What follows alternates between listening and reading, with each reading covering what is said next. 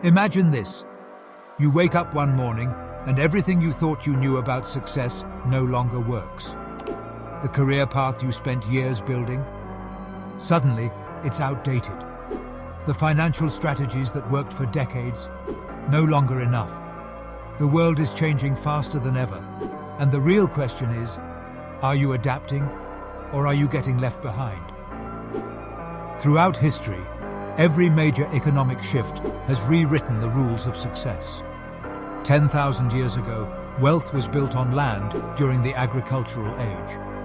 Then, in the 18th century, the Industrial Revolution changed everything, creating factories, mass production, and a system where success meant getting a good job and working for an employer. But now, we're entering a new era, the digital age.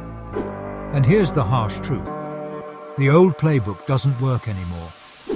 The people who are thriving today aren't just working jobs. They're building personal brands, creating digital assets, and leveraging scalable business models. So the question is, are you positioning yourself for the future? Or are you still holding on to a system that's already disappearing?